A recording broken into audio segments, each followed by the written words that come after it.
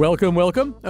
We have a very interesting, provided I do my job correctly, we have a very interesting show today where we're going to be talking, as we have many times in the past, much to our good fortune, with Adam Gopnik, who is, of course, a regular writer for The New Yorker. His newest book is 1,000 Small Sanities, The Moral Adventure of Liberalism. And yes, I mean, these days, hardly anybody ever runs as a liberal anymore. If you go back to the 2018 election cycle, there were a lot of people running as progressives, including people who were not by any means progressives. But you didn't hear a lot of people saying, "Oh, I'm a liberal. I subscribe to the precepts of liberalism." So, and then there's sort of a sense that liberalism was such weak tea in 2016 that it may account for the ability of Donald Trump, a completely inappropriate person, to ascend to the White House. So Adam has been exploring a lot of those questions, but not in the present, more in the past, looking at the roots of liberalism. He's joining us now. And Adam, with your permission, I'm going to begin by reading a sentence of yours that you say kind of sums up liberalism, but also opens it up to all kinds of frustrations. And so every time I kind of lower my voice, that means Adam has put this in parentheses.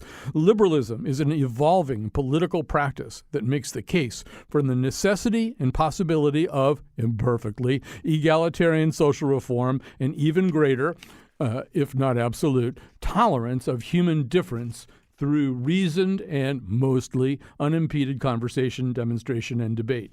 So react to that a little bit. React to your own sentence, Adam. I deliberately tried to write the most graceless sentence of my career as a writer to sum up what liberalism is. And, of course, I was joking about the reality, Colin, that liberalism is an ungainly enterprise. It's one of the reasons why people tend to resist it. As I say in the book, the Marxist can say, I have nothing but to free mankind from its chains, and the Christian conservative says, I am for the greater glory of God and country, and the liberal says, I am largely for reform, but especially for being nicer to everybody except the people who probably don't deserve to be treated too nicely most of the time. It's a kind of Woody Allen intonation on that sentence. And I think that's true. Now, I was trying to be funny. I was trying to poke a joke at myself and at ourselves as liberals, but I was also trying to make a serious point. Liberalism is a practice. It's a temperament that's evolved over hundreds of years rather than an ideology with neat axioms that you can follow and believe in. It's a credo more than a creed, if that makes sense. It's something that we believe in.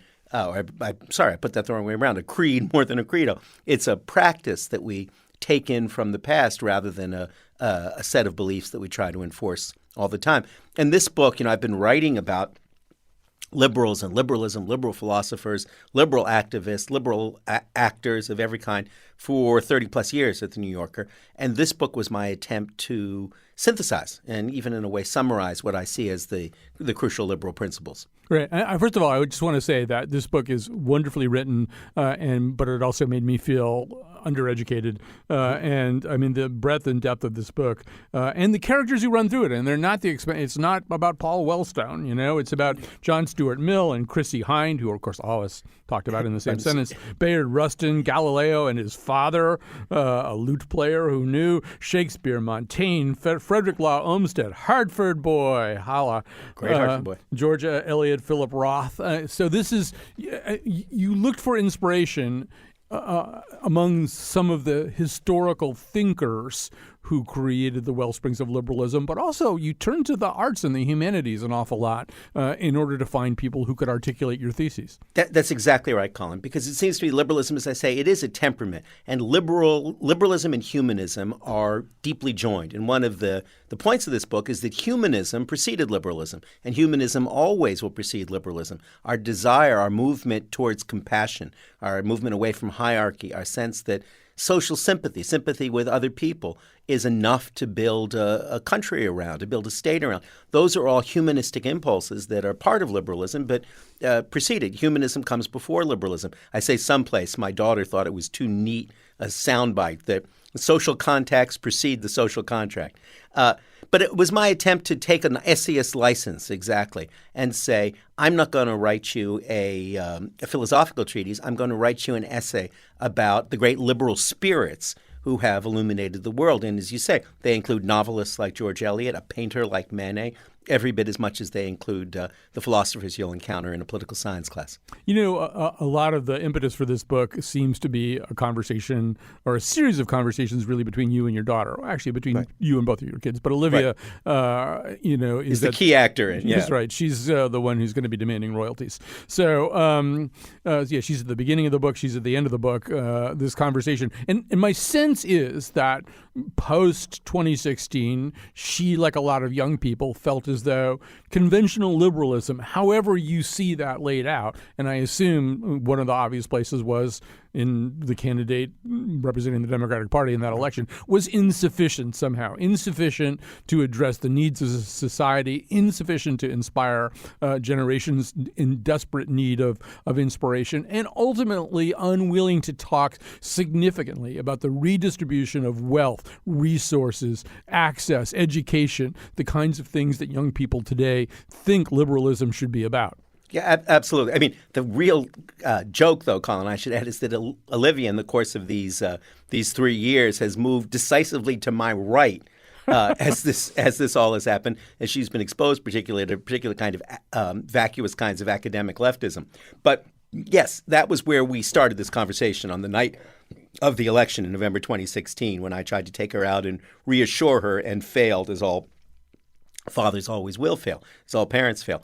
But yes, she raised for me, because she's a smart young woman, those objections, those generational objections, and I had to try and respond to them throughout the book. The point I try to make for her, and this is exactly why I tried to take a much broader view of what liberalism is and who the liberal heroes and heroines ought to be, is that we have a fantastic tradition to draw on. You mentioned before, it's one of the heroes of the book is Bayard Rustin, not a name that many people conjure with anymore, but he was the great African-American gay activist who actually organized the March on Washington. And I wanted Olivia to know about him. I wanted her to know about how when the March on Washington was going absolutely nowhere, they had to call him in, even though there was enormous prejudice against gay men in in Dr. King's circle, had to call him in because he literally was the guy who chartered all the buses. Right. He was literally the guy who thought about all of the sandwiches you had to make. I could call this book 1,000 Small Sandwiches, because it was about making all of those small changes, about organization and activism, without which any possibility of progressive change was impossible. And Rustin's a very moving figure because he never abandoned those beliefs. He was arrested and imprisoned 25 times in his life, but he believed in what he called democratic means constitutional measures. That was his and nonviolent action. Those were the 3 dance steps in his idea of liberalism. And that's not somebody who was occupying a frightened center. He wasn't somebody who was some kind of tepid middle of the roader. He was the key activist in the greatest struggle for human freedom in our history, the civil rights movement. But he saw it entirely in liberal terms, in terms of building coalitions, pursuing the small sanity immediately at hand to make a large change. I wanted Olivia's generation to know about him. Yeah, and for those who don't know about him, I would recommend the Jervis Anderson biography. I forget what it's called, but it's really good. It's fantastic, yes. An old New Yorker writer. There you go. So, but you need 2 things, right? You need the guy who knows how many sandwiches are needed and where the porta potties are going to go, or at least where people are going to go to the bathroom, and all that kind of stuff. And he has to be animated, as you say, by spiritual and intellectual vigor in the form of those 3 dance steps. But that's not enough either. Ultimately, you need the visionaries, the ones who are able to set people aflame with their rhetoric, with their ideas, with their promise of a different future. Rustin by himself is never going to be enough, is he? No, and Rustin saw himself as somebody who was putting the best possible frame around Dr. King. He said, actually, at one point, Dr. King couldn't organize vampires to go to a bloodbath, which was a startling thing to discover that he said. But he was in service to Dr. King's vision, which he shared and in large part had helped instruct him in. It's that combination of the two that's absolutely essential. The point is that without liberal activism, radical visions are impotent, and that's been demonstrated to be true in not just in our history, but in history generally, again and again. You mentioned John Stuart Mill, who's one of my heroes, great middle of the 19th century British philosopher, but also an active politician, a member of Parliament, who organized the northern mill workers not to process southern cotton at the height of the American Civil War as an act of abolitionism because he was such a passionate abolitionist. Again, that's not middle-of-the-road activism. That's classic true liberal activism that involves actually pursuing the sanity at hand for the cause of a greater good. And I tried to include figures like that in this book so that there'd be no absence of that kind of radical prophetic vision. Frederick Douglass, who I wrote a long essay about for The New Yorker earlier this year, is obviously a crucial figure from an American point of view. Because what makes Douglass so fascinating is that he's both. He's both radical prophet and liberal politician within one skin. He was uncompromisingly, obviously, anti-slavery, and he believed that slavery would have to be abolished by any means necessary. At the same time, he rejected John Brown's plan for a pointless invasion and allied himself with Abraham Lincoln, not only during Lincoln's lifetime, but afterwards was content to be a Republican in those days when the Republican Party was the liberal party, content to be a Republican Party politician. He was both a prophet and a politician, and he's such a fascinating figure because he incorporates both sides of the liberal vision within one man.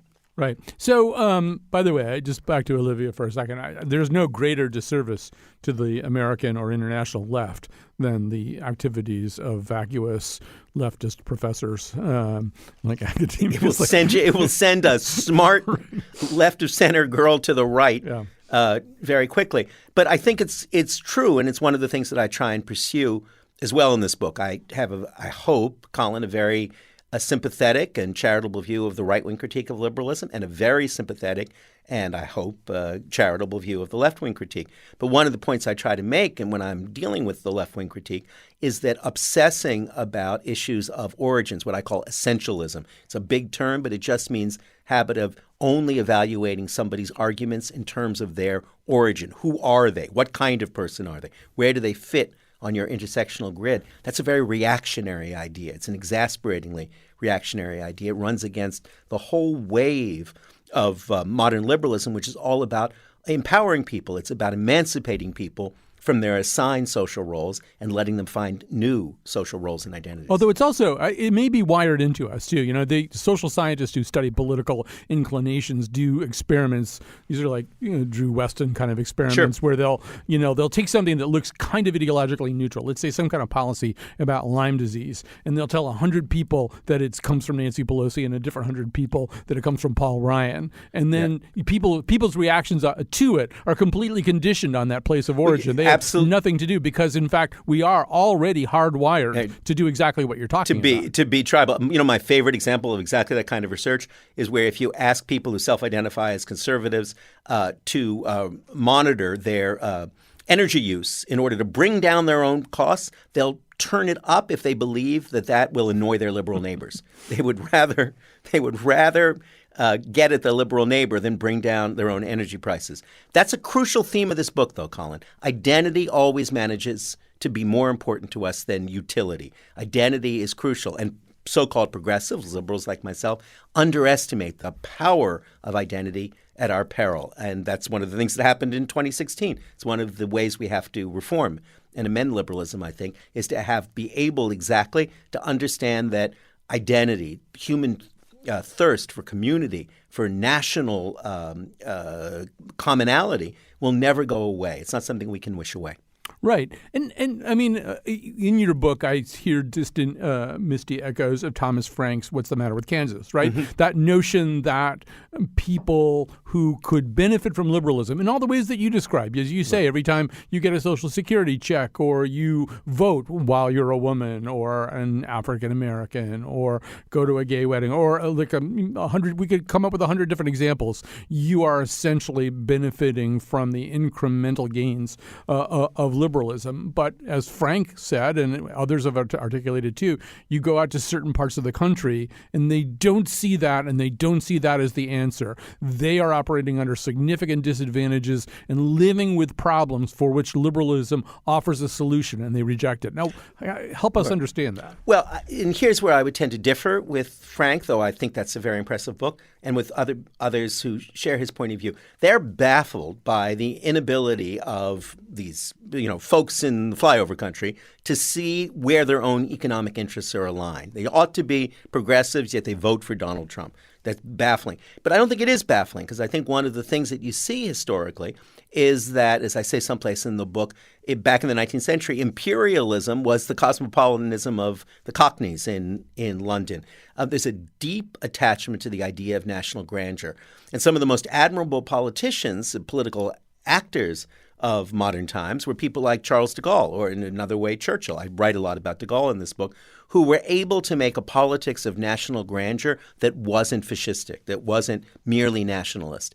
And that's clearly something that we need, that the world responds to, and that liberals should not deprecate. And it's been a progressive folly for 200 years to think, oh, well, eventually the working people of the nation will align with our politics because that's where their interests lie. Identity always trumps interests historically. You know, in listening to you say that and reading stuff in the book, I find myself thinking of, remember when Obama, I think it would have been in 07 or 08, he got caught with that kind of grainy audio at some fundraising event. Yeah, they cling to their rifles. But I've got the whole quote for you because it's kind of interesting. Among other things, it really does predict 2016. He says, you go into these small towns in Pennsylvania, and like a lot of small towns in the Midwest, the jobs have been gone now for 25 years, and nothing's replaced them. And they fell through the Clinton administration and the Bush administration. And each successive administration has said that somehow these communities are going to regenerate, and they have not. And it's not surprising then that they get bitter, they cling to guns or religion or antipathy to people who aren't like them, or anti-immigrant sentiment or anti-trade sentiment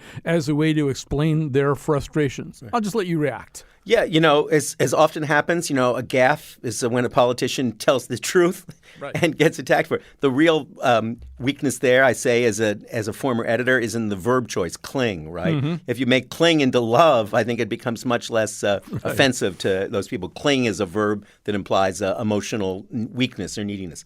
But Obama's telling the truth there. Obama's telling the truth. And he's telling a positive and empathetic truth.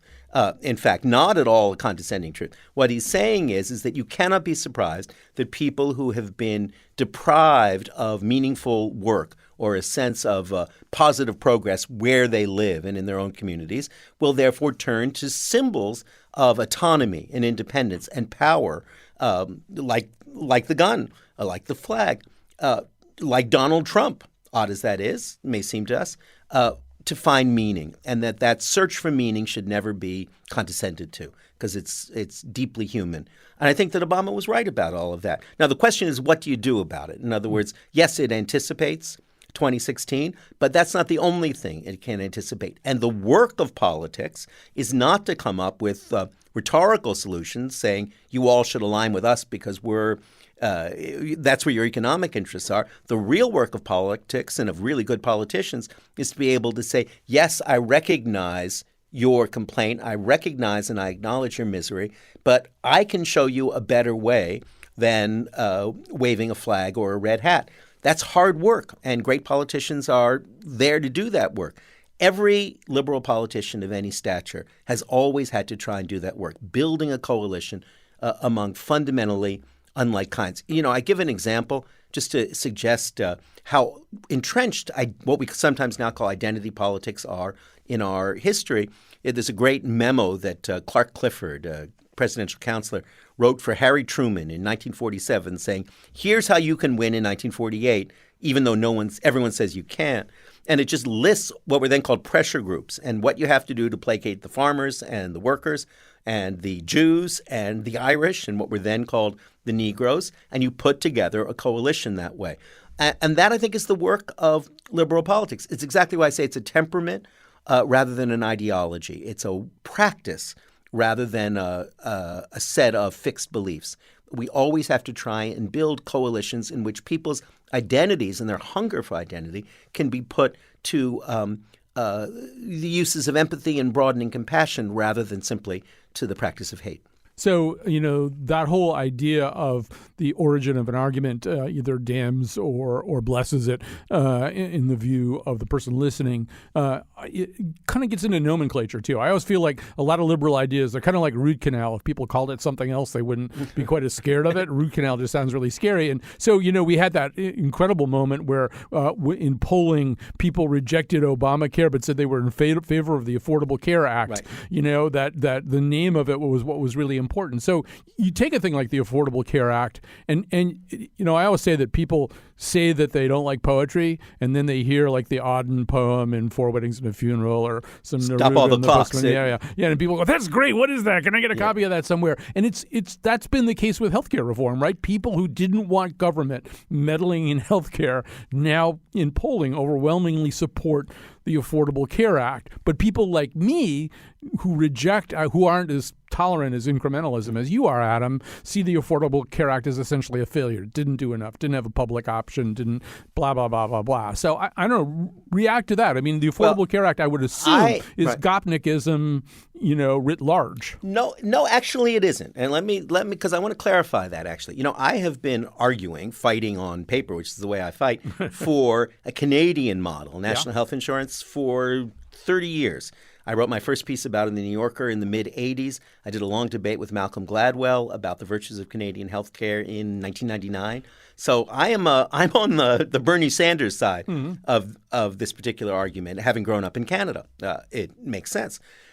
But I recognize that national healthcare came to Canada in specific circumstances of the Great Depression in the 1930s, and then through the mobilization of the Second World War. It took a specific path. There were 1,000 small sanities at work to make that happen. And they're not immediately at hand for Americans. You can tell Americans we would all be better off with national health insurance, but they look at their private insurance, and understandably, they have the natural human inclination to stick with what seems to be working. It's in all of us, talking about those things that are implanted in us, and they're reluctant to do it. I would point to the success of Medicare. It couldn't be a more deeply entrenched American institution than Medicare, which is national health insurance, Canadian style, for elderly people. You can build on that. I mean, I would have thought it would have been wiser to kind of creep downward from Medicare and make the entry age younger and younger over a period of time. They tried that, and Joe Lieberman. This is the whole theory. Everything that's wrong with America is Joe Lieberman's fault, and that's one of those things, right? That was exactly the idea. Joe Lieberman couldn't win in Florida in 2000, and he couldn't do there. Yeah, and that was frustrating, and it's hugely frustrating, right? But we will always be facing those frustrations. It's an important point, I think, Colin. Put it a little abstractly, but it speaks directly to the healthcare issue. Incrementalism is a necessary consequence of pluralism. There are going to be a lot of people in a country who are suspicious of, allergic to social reform, no matter how logical and necessary it is. And they are going to object. That's what happened when Massachusetts, if you remember, elected a Republican senator out of fear of what Obamacare might bring, if you recall at that strange moment. We can't wish that away. The classic radical leftist solution for that is to suppress the people who disagree with you. That doesn't work out very well either. It works out horribly, in truth. So you're stuck with incrementalism of that kind. But we've got Obamacare now, and that's a good base. And I'm confident that even after the Trump years, it still remains in place, and that it remains a base to build on. That's the history of positive social reform, not just in America, but throughout the world. And it's one we have to carry on with. I tend to agree, let me add just one more thing here, with Mayor Pete, that where real reform is necessary for America is in the democratic deficit that we suffer from, which is reflected in everything from the Electoral College to the formation of the Senate and so on. And that really unmans us, because if we could actually have things in terms of the popular majorities, I think we'd be much further along where you and I would like us to be. All right. That's a good bridge to something I want to bring up at the beginning in the next segment. We'll take a break. We're talking to Adam Gopnik. His new book is 1,000 Small Sanities, The Moral Adventure of Liberalism. We'll be back after this. To set a criminal free, and I ran out of 7-grain bee pollen, macrobiotic, organic, sustainable medical marijuana. my jerky knee. Do you know how hard it is to be a liberal? We're back, and with us is Adam Gopnik, author of 1,000 Small Sanities, The Moral Adventure of Liberalism. You read them all the time in The New Yorker. Adam, as we were winding up that first segment, you were talking about that notion of the kind of deficit of democracy. And so in the book, there's this one place where you're contrasting, or you're talking about the kind of dynamic tension between two thinkers of the past, Burke, the conservative, Montaigne, the liberal. And you say that they had obviously very, very different views of the world and of political philosophy, but those views are mostly contained within the level playing field and the safe playing field of parliamentary democracy. And then Burke freaks out because suddenly, heads are getting cut off, and the rules are gone, and the big idea is so big that it's an excuse for breaking all the rules. Yep. Well, that feels like the democracy deficit we have right now, that the rules, like today, and I know you think that the disease of pundits is presentism, but here in the present, we've got a president who isn't going to follow any of the rules. I don't know if it's in service of a big idea or not. Listen, this book, I would not have written this book if we were not in a national emergency. Mm-hmm. And I recognize the severity of the national emergency as clearly as anyone does.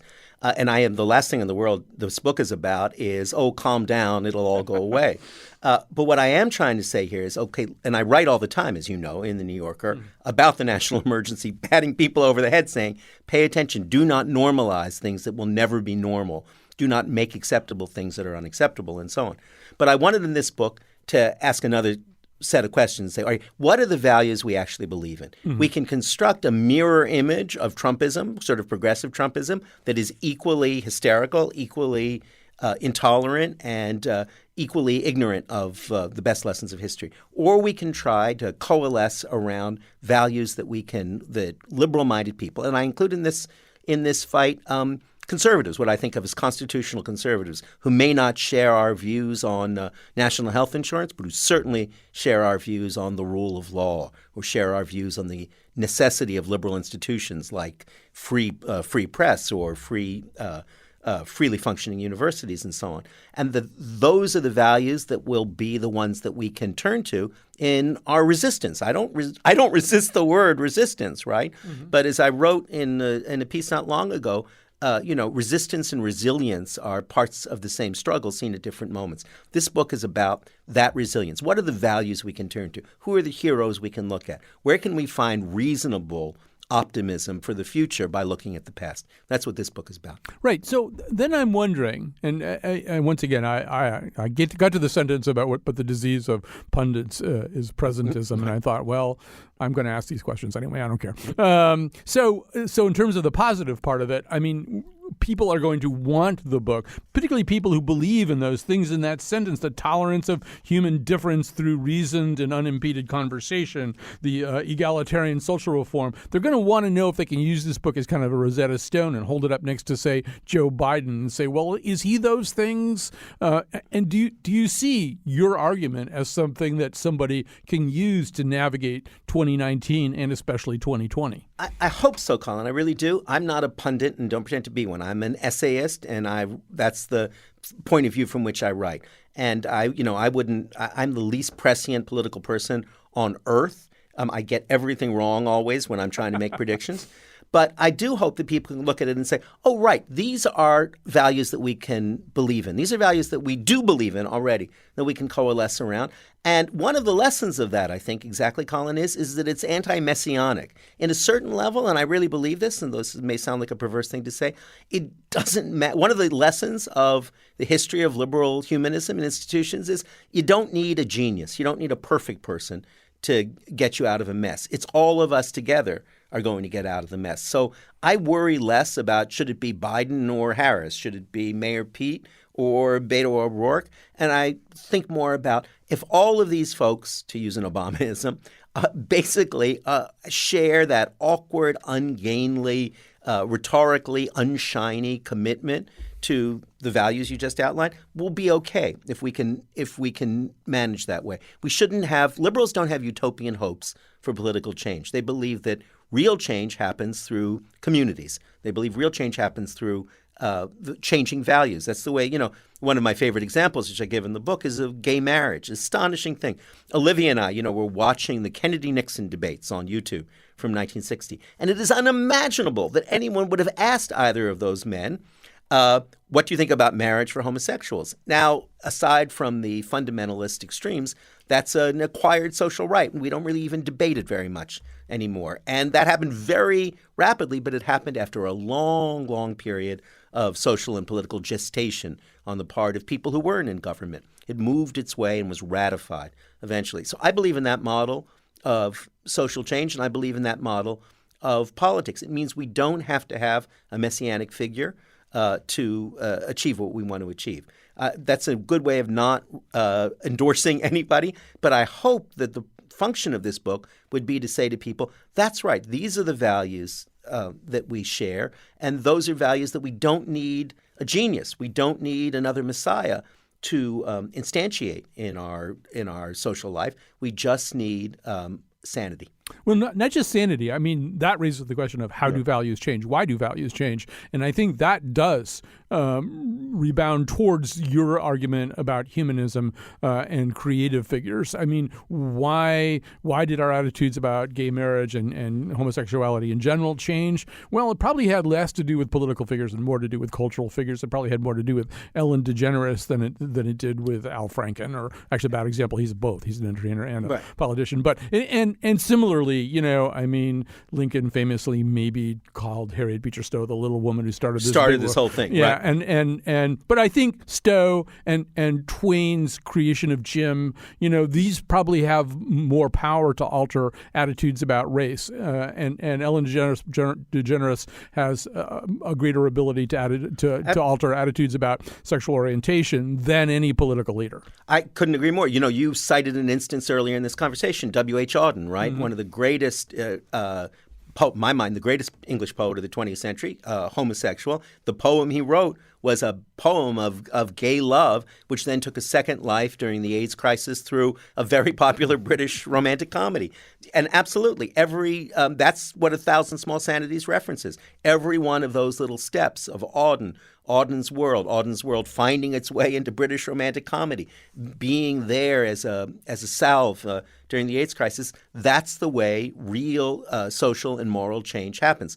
The one thing I do want to underline, though, Colin, is because this is a place where liberals, as I understand them, and the liberalism I'm advocating for, is very different from conservatism. It's not enough, right? Those are the core changes, community changes, changes in morals, changes in understanding that do rise from the practice of the arts as much as from politics. But they only have real force in the world when they can enlist the government with them. My heroine, Harriet Taylor, believed in the absolute freedom of women, but she understood it wasn't something that women could make for themselves, but they couldn't enforce for themselves until it became a policy, until it became politics. I think that's an important point to underline. We should say Harriet Taylor was John Stuart Mill's main squeeze. Big main squeeze, and eventually his wife, and he always said the biggest influence on his work, and no male historian believed that until feminist historians got to work and said, you know what, she was every bit as smart as he said she was. And similarly, I'm going to set that one aside for a second. Maybe we can have time to get back to it. So it seems to me, I just want to sort of go back to the bluntness with which we look at this stuff. And there's one incident that has kind of stayed with me. So as I was beholding the Obama presidency, it really was too much of what we now call neoliberalism for me. I wanted more change. I wanted more relief directed to people instead of to institutions, especially financial institutions. There's a whole bunch of things that I wanted. He just wasn't enough of it for me. And just as I was dealing with commenters on my own writing and stuff like that, I occasionally would run into one who was absolutely flabbergasted. And I remember one of them said to me, "It had never occurred." Because they think he's just Marxist. They think he's Karl Marx's baby. Yes. So they would see. It had never occurred to me that there was a critique of Obama from the left, that there was any space at all available to the the left of Obama. And I'm thinking, are you out of your minds? This guy is such a centrist. And so there's that perception problem too, right? We don't see things the same way at all. Totally. I remember once Malcolm Gladwell and I went down to Florida for a debate. It must have been in about 2010. And we both were, as Canadians, took it for granted that Obama, exactly as you described, was an admirable, cautious neoliberal centrist. It seemed self-evident. And this was in a gathering in Southwest Florida, and the fury, the rage, the notion that Obama was the second coming of Red Emma Goldman was astonishing to me and instructive to me, right? Because it reminded me of exactly what I was talking about before. Big societies are extremely pluralist, and we can't rule out those interpretations. Look, the Trump years in large part are in part exactly that kind of phenomenon. What change that seemed to us, to a lot of us, relatively small, seemed to other people so overwhelming that it was totally disorienting in the new Obama coalition, terrifying and frightening. That's a historical pulse that we can't negate. I'd add one thing, though, about just saying a moment ago, Colin, about neoliberalism and so on. One of the things I wanted to do in this book is separate the liberal tradition from neoliberal practice. Neoliberal basically means people who believe that free markets ultimately find the right solutions and should be left to work out their own way. And though, as I say, it's a favorite French phrase of mine, which is that grown-up people can count to two. And I think we can count to two about economics. We can recognize that free markets and the capitalism have produced unprecedented levels of prosperity, and recognize that they invariably produce great economic inequality and a cycle of busts and depressions.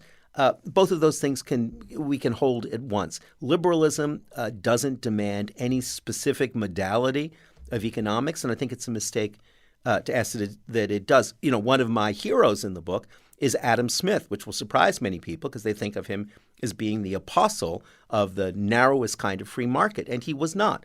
He believed that if a society wasn't held together by social sympathy, by a feeling of confidence in our fellow men and women, then free markets would fail. And that's exactly what I think has happened again and again in the world. If you don't have an existing strong sense of common purpose and of trust, you'll end up in Russia. You'll end up with a kleptocracy. So I think that we can be agnostic about economics and still be devoted liberals. Right. And that sense of common purpose and the sense of commonality gets somewhat granular, too, in your argument, in the sense that you really are subscribing to, whether we ascribe it to Habermas or to Douglas Putnam or to my new favorite, Frederick Law Olmsted. What was the phrase that he used? Commonplace civilization. Commonplace civilization. So, whether you're playing Frisbee in Central Park or sitting in a coffee house having a conversation or belonging to a choir, that's the whole idea, right? That these things, they can become a pretty bloodless version of Adam Smith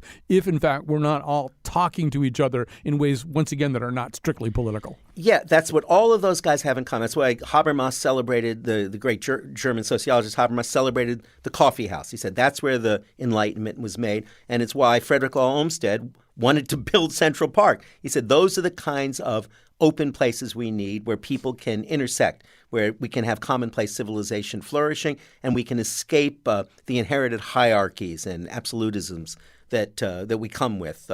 And that, I think, absolutely, that is the granular basis. And you know what? It's not just greeting card stuff. It's not just sentiment. Every time someone has seriously tried to ask the question, what is it that makes democracy flourish? They always answer, when they look hard at the granularity of it, they say it's that people are used to talking to other people who don't belong to their clan, that if they've escaped the claims of a blood clan or a religious cohort, and they're able to have daily interactions with people who are unlike themselves. In towns like that in Italy, where you have that happening, where people come together to sing Verdi from different backgrounds, democracy flourishes. When you're stuck in your own clan identity, it doesn't. All right, we're going to take another break here, our final break, and then we'll come back with one more stretch of conversation with Adam Gopnik, his new book, 1,000 Small Sanities, The Moral Adventure of Liberalism. And now I'm here to stay. My leaders were the greatest, FDR and JFK, 'cause I'm a liberal. Can't you tell? That's capital Liberal. Yes,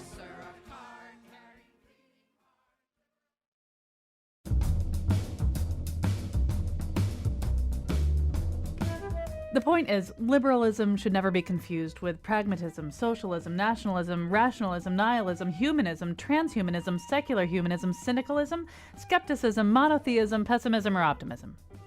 Wait, now I'm confused. Today's show was produced by Betsy Kaplan and me, Kyone Wolfe. The part of Bill Curry was played by John Stuart Mill. On tomorrow's show, the lost civilization of VHS. And now, back to Colin. And back to Adam Gopnik, author of A Thousand Small Sanities, The Moral Adventure of Liberalism. You've been reading him all these years in The New Yorker.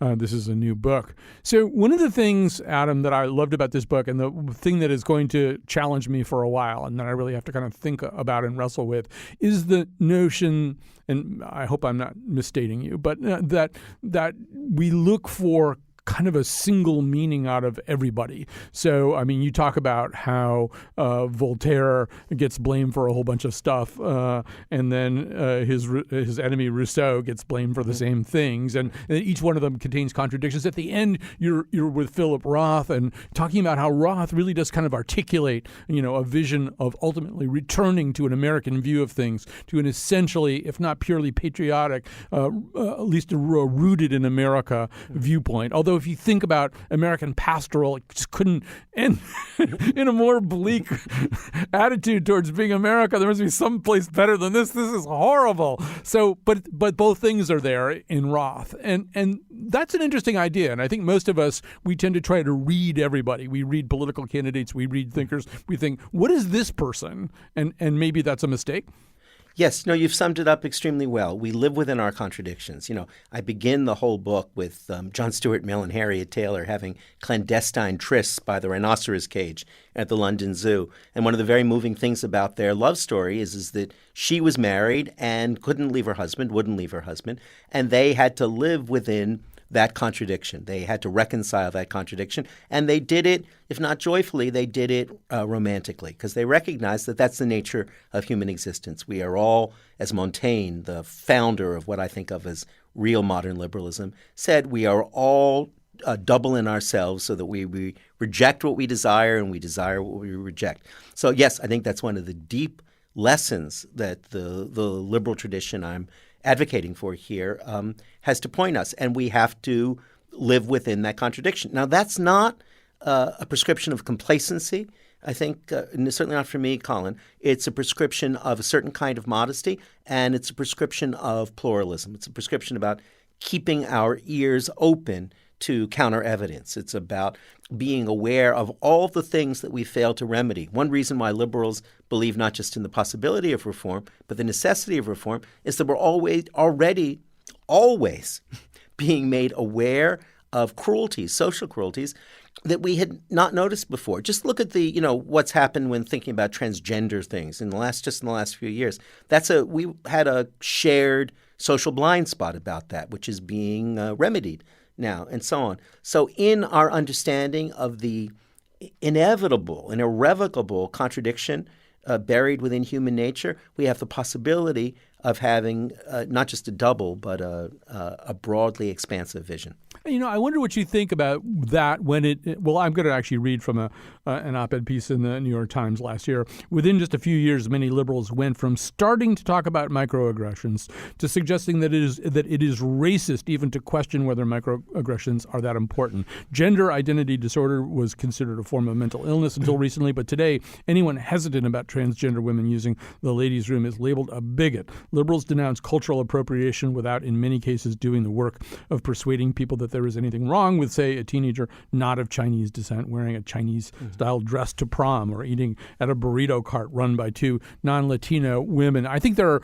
many people who feel that for no matter how good these causes are, we're over-policed by a generation of outrage hobbyists and offense curators. I could not agree more with that notion. I think that that kind of social policing is illiberal for the most part. We can understand and be sympathetic with it.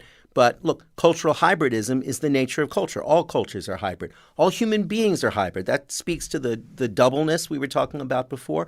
None of us have one identity. We all have multiple identities. We have different political identities, ethnic identities, sexual identities, and none of us should be pinned to one, and none of us should be prevented from speaking because of the possession of one or another of those identities. Because we're white men, for instance. That's one I'm sensitive about, right? So I think that that's right, and I think that to the degree that we try to shut down any conversation because we mistrust the origin of the speaker, we're participating in an illiberal action. The great triumph of liberal belief in free speech has been to say again and again, it doesn't matter who you are. It doesn't matter what your ethnic background is. You have a right to be heard. And we should not undermine that fundamental liberal belief by a suspicious need to police everybody's speech. We can endure a lot of bad talk. That's really the truth. We can all endure a lot of bad talk, and we can distinguish between speech we don't like and acts we can't endure. There's a big difference between somebody insulting my ideology and somebody threatening my person. And we have to – that's a liberal distinction. We have to make it again and again. With only a few minutes left, I can't resist circling back to Olivia. So she's the one who gets this whole conversation going. And one senses at the beginning of the book, she's looking for change, not stasis. She's looking for a very particular kind of change, and doesn't feel as though anybody left of center is in any position to deliver that change. Now, you say that college, at least has temporarily, pushed her away from the left. But I don't know. As she regards the arguments that you make in this book, not to make her a torchbearer for her entire generation, but how's that going over? Well, I directed the book to her. I spoke it out to her, and it was one of the great pleasures of my life was talking the book out loud and getting her responses, which I incorporated into the book in lots of ways. I think that inevitably there's an appetite in youth for romantic rebellion, and it's one of the healthiest sides of being young, and it's completely not just age appropriate, but epoch appropriate, and so on. But I was glad to see she had to write an essay on Mill, John Stuart Mill versus Karl Marx, because they're contemporaries. And I did not nobble the starter. It wasn't like the Kentucky Derby, right? I did not move the horse in any direction. I just shut up and waited to see what she would write. And she came out in favor of Mill and reform through reason rather than Marx and revolution through violence. And of course, as a father, I was pleased. It probably would have been better for more interesting had she gone the other way. But I do think, look, she is one of a generation of kids who are at a crossroads trying to decide how to deal with the national emergency that we're in. And they're learning, the single most valuable lesson that either of my kids or my family, my immediate circle learned was when my son Luke went to work for the Max Rose campaign in Staten Island last year. And he had to learn, it was a lot tougher. They had to turn a deep red district blue. And what he discovered is that you had to find ways of talking to people who had 2 American flags on their porch at every time. That was a salutary lesson in exactly paying attention to other people, to other values, finding a common language. That was liberalism in action. And they won the riding, as you remember. They won the district. They didn't win the district by rhetorical overkill. They didn't win the district by saying, we are right and you are wrong. They didn't win it by saying, how can you possibly take the side of people who are not on your side? They did it by the slow, patient, incremental work of pursuing literally 1,000 small sanities, knocking on 1,000 specific doors and saying, I believe we can find common ground and build a coalition. And they did. And they won. That, for me, was a truly salutary action. Well, Adam Gopnik, thank you very much for this conversation and for this book. And we both got through it without singing any songs from Hamilton. I think that was pretty impressive restraint. Do you know, Colin, I deliberately left Hamilton out of this book. I could tell. I'm a huge Hamilton fan because I thought it was too easy. We were talking about this a few months ago. Yeah, exactly. 1,000 Small Sanities. This is Adam Gopnik's new book about the past, present, and future of liberalism, the moral adventure of liberalism. Thanks for that. Thanks to Betsy Kaplan, our senior producer. She's the one who pulled this show together, and we will be back tomorrow with a show about a lost civilization. I don't think I'm even going to say out loud which lost civilization that is.